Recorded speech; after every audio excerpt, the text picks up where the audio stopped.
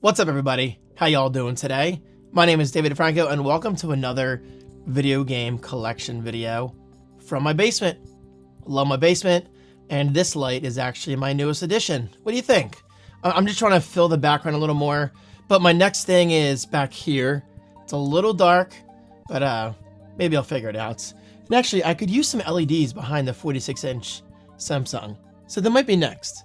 Anyway, guys, today's collection video is very special because it's about the Super Nintendo, one of the best classic consoles of all time. And I've got plenty of games to talk about, as you can see right here. Dude, I've had this holder since I was a kid. I don't know where it came from. It says Nintendo on it, so it might be an official Nintendo branded case that maybe we got from EB Games, GameStop, or Babbage's, whatever it was called back then. But yeah, the point is, the Super Nintendo came out so long ago. Now, I know for a fact I was a huge fan of it, hence all my games.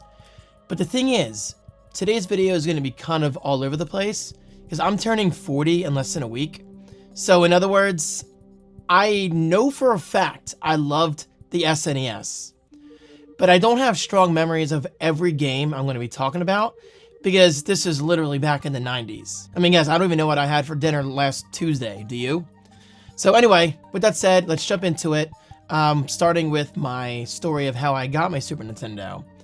Based on my memory, I'm pretty sure this is correct. We were at home one night. My parents were going out on a date or something, and we had a babysitter named Michael.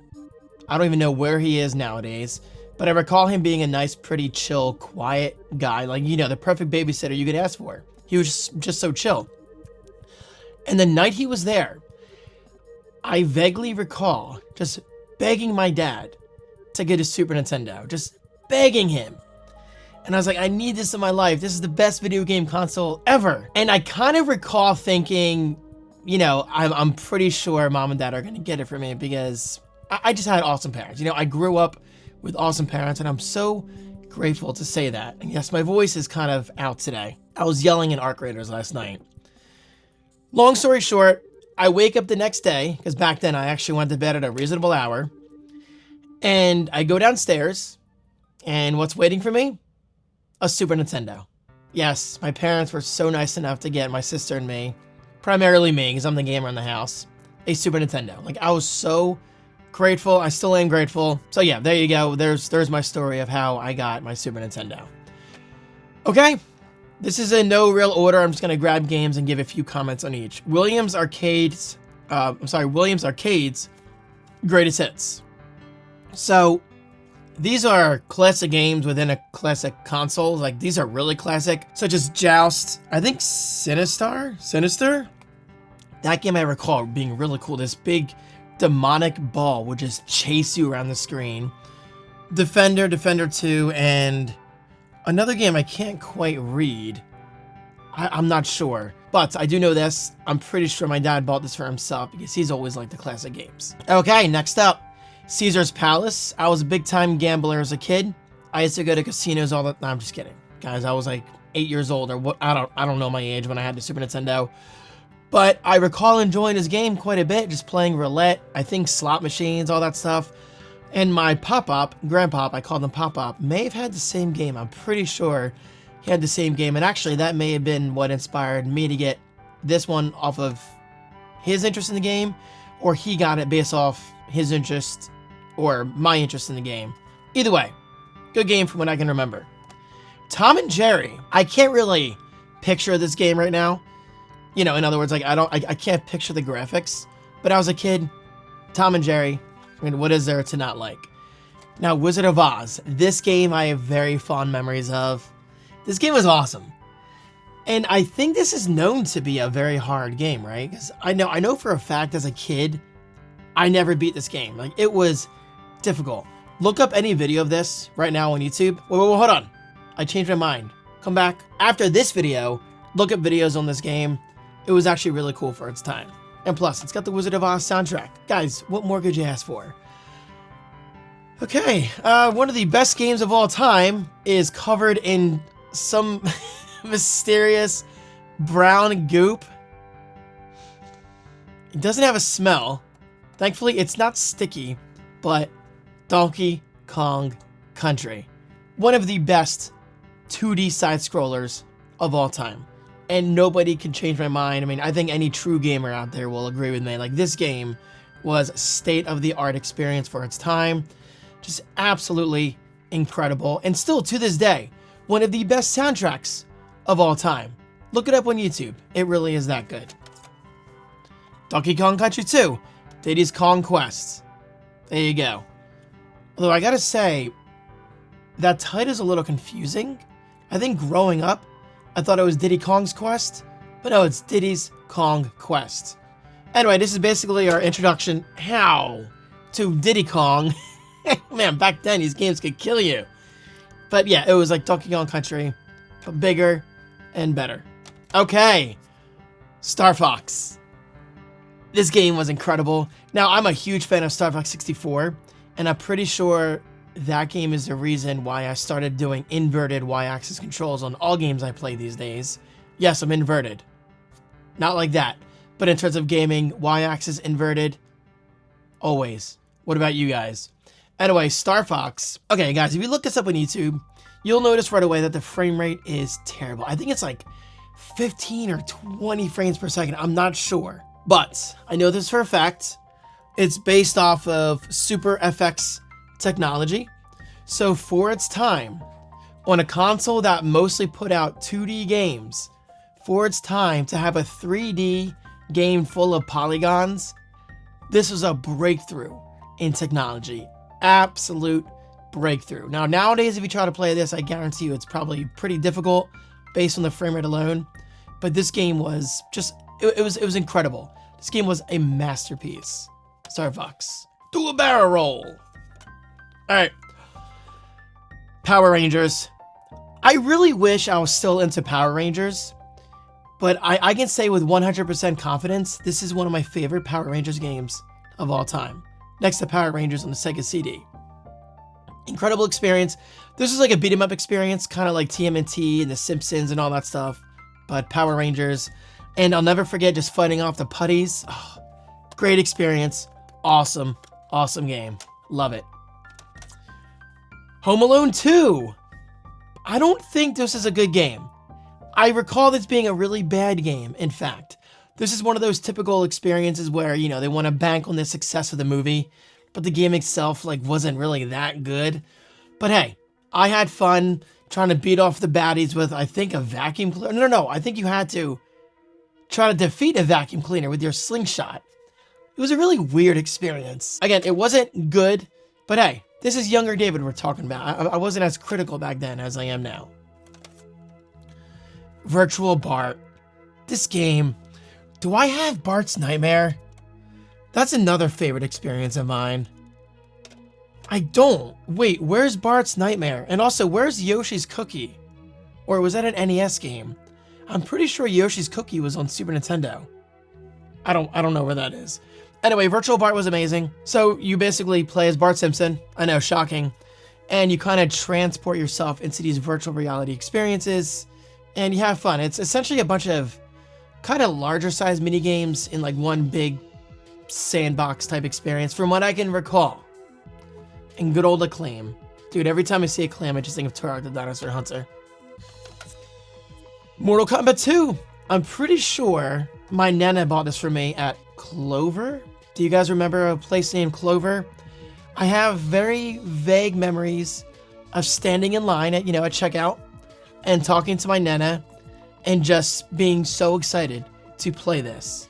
Mortal Kombat 2. This game was incredible. Okay. Mortal Kombat 3.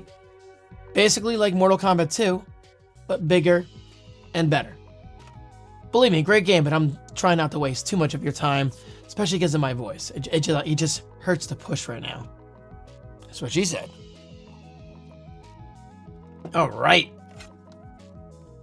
Super Street Fighter 2.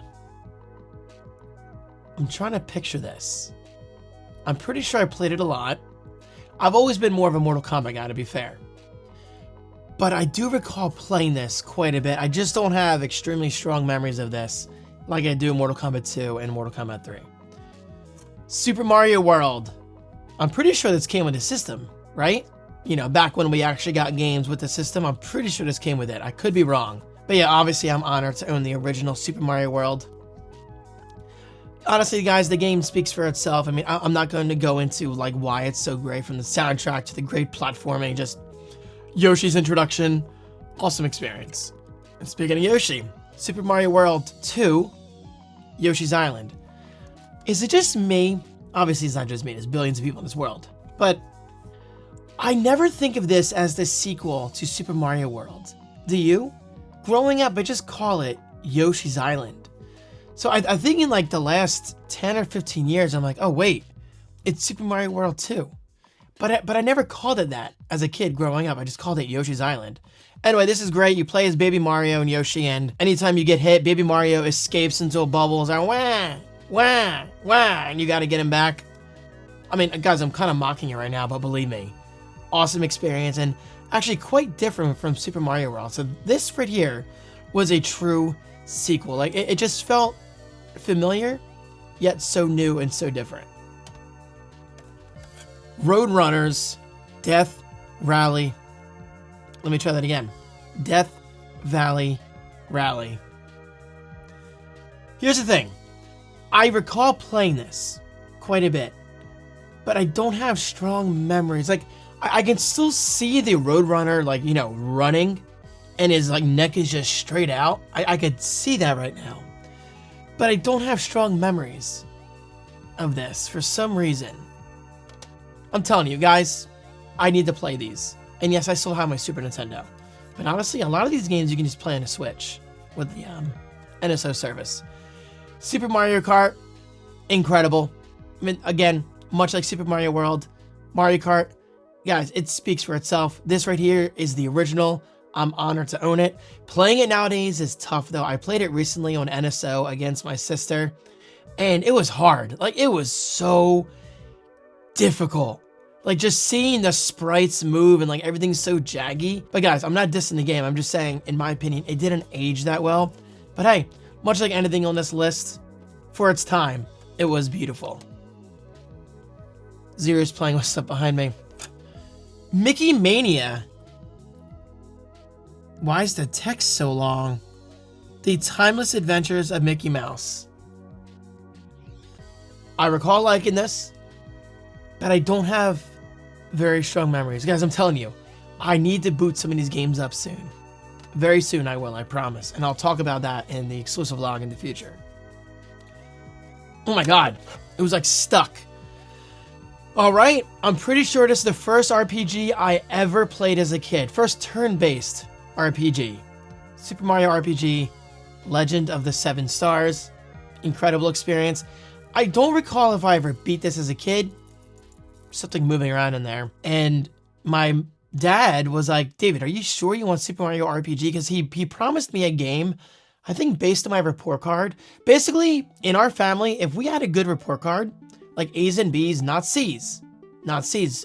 We were not an average type of household. My mom and dad, especially my dad, he always insisted that I get A's and B's. So if I ever brought home a C, Davey boy here was scared to go home because I was nervous. Like, dad was always, he was very, what's the word? I don't know. He just always pushed us to be better than average, which I think is good. That's a good thing. Anyway, anytime I got a good report card or a good progress report, I hated progress reports, by the way, then I could get a video game. And I think this may have been based off a good report card. So there you go. Super Mario RPG, Legend of the Seven Stars, my first turn-based RPG ever. And yes, I ended up falling in love with it. Water break. But hey, we're almost done. All right. Oh my god. Disney's Aladdin. Oh god, what is all over these games? Dude. Incredible experience. But you know what's so funny about Aladdin? Play this, and then play it on the Genesis. They are radically different experiences. Like, very, very different experiences. Question for you, and I forget, which was the better one? Was it this one, or was it on Genesis? I'm leaning towards this one because I played it a lot, I recall. But maybe the Genesis one was good.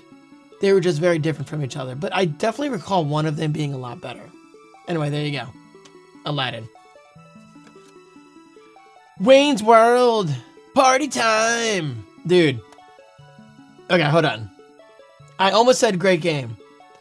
But much like Home Alone 2, this may have been a really bad game. But as a kid, I enjoyed it. For some reason, I recall enjoying this game. But I don't have strong memories of the gameplay. I'm telling you, I need to boot up my Super Nintendo, especially on my Samsung TV over here, and just play these games. Like, there are so many experiences.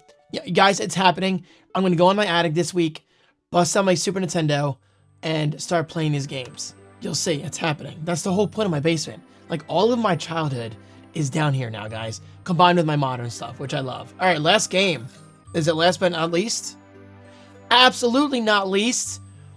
I don't have, I know I'm saying it a lot.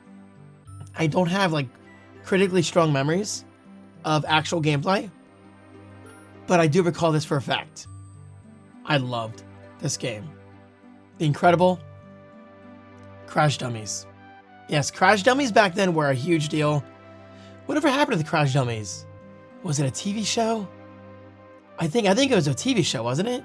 Either way, I just know for a fact as a kid, I absolutely loved Crash Dummies. Now, I'm going to Google something real quick. Whatever happened to Yoshi's Cookie? I know there was a version on Game Boy, right? Yeah, Super Nintendo. Dude, I know for a fact I have this game because I'm pretty sure my Uncle Billy got it for me for Christmas one year. Because it was a puzzle game, much like Tetris. Whatever happened to this game? Or maybe I have it on NES. I'm not sure. And by the way, I have no idea where my NES collection is. We may have thrown it out by accident years ago. Thankfully, buying an NES and games on eBay is not that difficult. It's honestly not that expensive. Oh, and by the way, oh God, there's so much dust in here. Here is my NES collection holder. I'm trying not to dump anything. And there's the official branding. Isn't that cool? It's pretty cool. Yo, there's a massive hole in it. I just realized that. That's funny. Wait, hold on. I'm going to dump some stuff out. It is, oh, from ALS. From looks like 1993. Yeah, 1993. That's crazy. Made in Taiwan. Good old Taiwan. Anyway, guys, there you have it. There is my Super Nintendo collection. Yes, you may have noticed I don't have any like Super Metroid or anything like that because I just wasn't a Metroid fan back then. But generally speaking, I think as a kid, I had a pretty damn solid collection. I don't have any regrets. I mean, I've got good games and I've got some bad games. Guys, thank you so much for watching. What are your thoughts? Super Nintendo collection, yay or yay? I'll talk to you soon. Peace.